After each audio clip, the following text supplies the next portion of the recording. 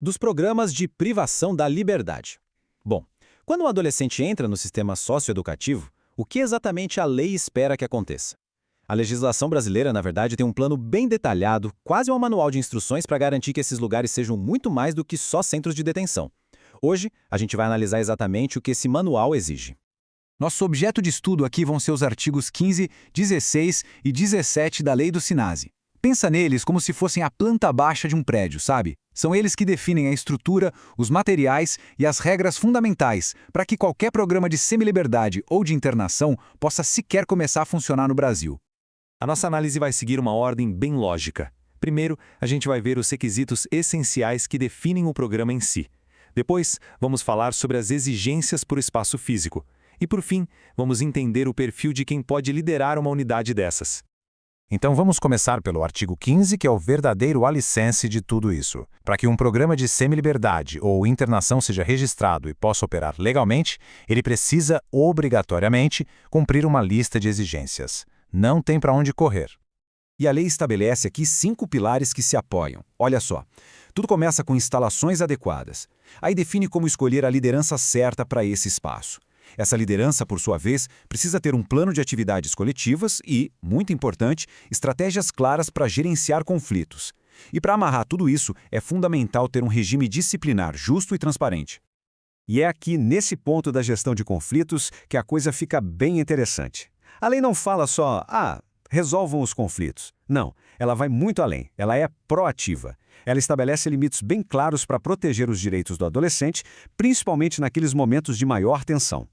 Então, o ponto central é este. A regra geral é a proibição do isolamento como ferramenta para gerenciar conflitos. Ponto. No entanto, a lei sabe que situações extremas podem acontecer. E aí entra a exceção, que é muito específica. O isolamento só e somente só é permitido para garantir a segurança do próprio adolescente ou de outras pessoas. E olha o que o texto da lei diz lá no artigo 49, não deixa nenhuma dúvida. A palavra-chave aqui é imprescindível. Isso reforça que não se trata de uma punição qualquer ou de uma conveniência, mas sim de uma medida de último recurso aplicada estritamente para proteger vidas. E para a gente fechar o artigo 15, vamos entender a conexão com o artigo 72. É o seguinte, o regime disciplinar lá de dentro da unidade funciona em paralelo ao sistema de justiça. Ou seja, uma falta disciplinar é resolvida internamente, mas se essa falta também for um ato infracional, o adolescente ainda vai responder por ele na justiça. Uma coisa não anula a outra.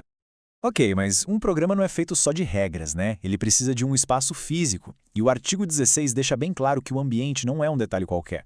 A lei entende que a arquitetura e a localização têm um papel fundamental no processo socioeducativo e, por isso, estabelece regras bem rígidas sobre como deve ser a estrutura da unidade. E essa citação aqui é talvez uma das mais importantes de toda a lei.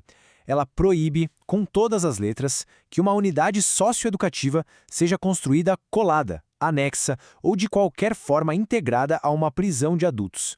A separação tem que ser total, absoluta.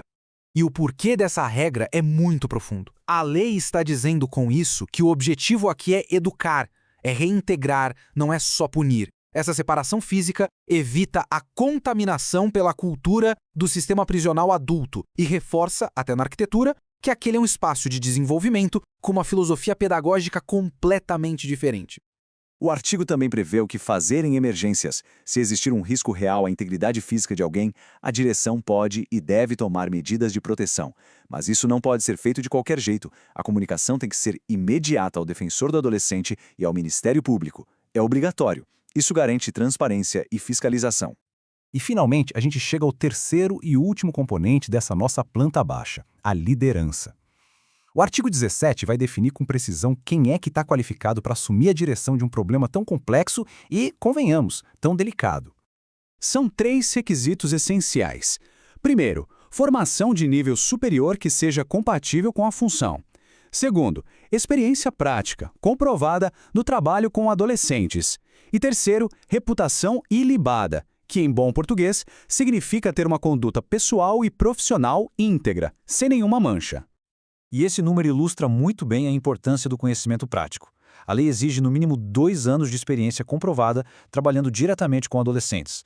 Ou seja, não basta a teoria dos livros, é preciso ter a vivência, o chão de fábrica da realidade.